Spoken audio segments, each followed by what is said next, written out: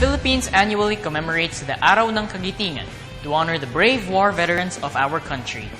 This year, President Aquino vowed to allocate more benefits to our ailing war veterans. Kate Cruz will tell us more. Sufficient care for veterans and their families enough to match their devotion to the country. According to President Aquino, this is the goal of the government as the state continues to recognize the contributions of veterans in keeping the Filipino spirit alive. As he led the 72nd anniversary of the Day of Valor, the chief executive told the good news in the Pensioners Revalidation Program where fake veterans are crossed out from the list of beneficiaries. Dahil sa pagsisigurong tunay na kabilang sa listahan ang bawat pangalan ng ating surviving pensioners, sa pagpasok ng taong ito ay tuluyan ng naipatigil ang pagbibigay benepisyo sa 22,534 na accounts, habang 14,616 na accounts naman ang nasuspinde. Naibalik ang pension remittances na nagkakahalaga ng 396.61 million pesos. At itong Marso, umabot na nga sa 133,784 na ilehitimo mga veterano at kanilang mga asawa ang binibigyang serbisyo ng ating Philippine Veterans Affairs Office.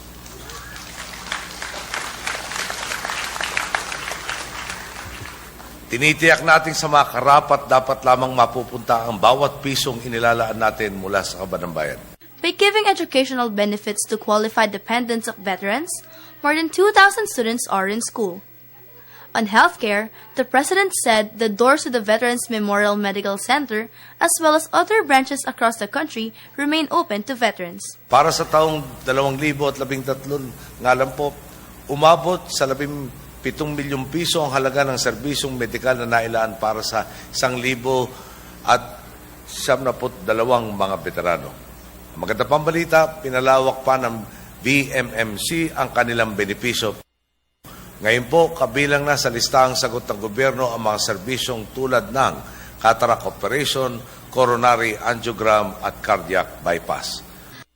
The Philippine Veterans Affairs Office, or PVAO, says there are more than 178,000 pensioners in the countries, 14,000 of which are veterans of World War II. The list includes Lolo Eugenio and Lola Elvira, who made it a point to attend the Day of Valor anniversary every year. Naalala namin yung aming karanasan dito eh. Kaya lumabalik kami lagi. Taonan lang naman eh. Ang mga kabataan ay dapat yung pagmamahal sa ating bansa. Ang mga kabataan ay magkaroon ng sakripisyo tulad ng mga ginawa ng unang panahon ng mga matatanda namin. President Aquino remarked that as the government continued to care for veterans, the state also continues to ensure soldiers have the ability to fulfill their responsibilities. 36 billion pesos has been allotted for the Modernization and Capability Upgrade Program for the procurement of modern vessels and equipment. He said this will be able to lighten the weight of responsibilities of soldiers, citing the sacrifice made by the Marines led by First Lieutenant Mike Pelotera, who were assigned in Ayungin Shoal. Sa loob ng halos 5 buwan, ang kanilang mundo ay uminog lamang sa karagatan. Halos wala silang komunikasyon sa kanilang mga pamilya. May mga pagkakataong pang hinaharang ang pinapadala natin mga gamit at pagkain sa kanila. Araw-gabi, sakay na nakatirik na BRP Sierra Madre ay nakaangkla lamang ang kanilang dedikasyon sa pagtutok at pagbabantay ng ating teritoryo.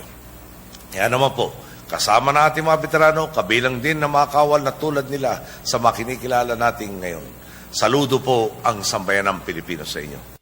This is Kate Cruz for News at 1, Junior Edition.